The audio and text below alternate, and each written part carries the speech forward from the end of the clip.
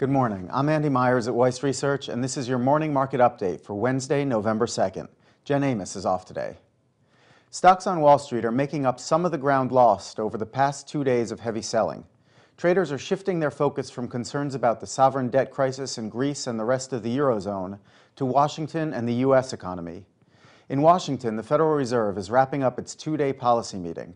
While it's highly unlikely that the central bank will move off its zero interest rate policy, investors and economists will look to Fed Chief Ben Bernanke to discuss what levels of unemployment and inflation would trigger that move. Bernanke may also offer hints about the policy committee's stance on another round of quantitative easing. His press conference is scheduled for 2:15 p.m. Eastern Time. In the meantime, Wall Street is digesting the latest data on the labor market. Payroll processing firm ADP said that private U.S. employers added 110,000 jobs in October, more than the 90,000 predicted by economists.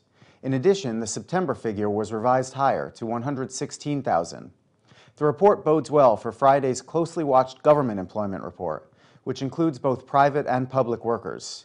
Economists are also expecting an increase of 90,000 on that gauge, following the addition of 103,000 non-farm payrolls in September.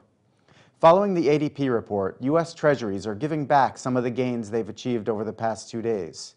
The yield on the benchmark 10-year note is climbing closer to 2.1%, and the dollar is also losing some ground against its rivals in the currency markets. That relative weakness in the dollar is helping commodities this morning. Gold is rising to back around $1,730 an ounce, and crude oil is jumping back above the $93 a barrel mark. On the corporate front, we're seeing some big gains in shares of MasterCard, up 7.5% right now. It reported a more than 38% jump in third-quarter profit, as spending with its credit card and debit cards increased. The results were much better than analysts expected, and they follow a similar report from rival Visa, which also benefited from higher cardholder spending over the past 3 months. Shares of Visa are up 3%. Time Warner is also gaining ground in early trading.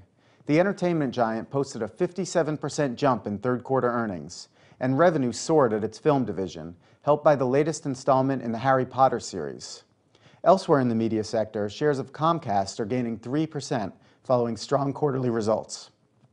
Today's earnings calendar also includes Kraft Foods, Prudential Financial, Transocean, Clorox, and Qualcomm. And finally, keep an eye on shares of Diamond Foods. It's tumbling 20% after saying that its acquisition of the Pringles snack business from Procter & Gamble will be delayed until next year. Diamond is dealing with an internal accounting probe involving crop payments to walnut growers. That's the latest from Weiss Research. Have a great trading day.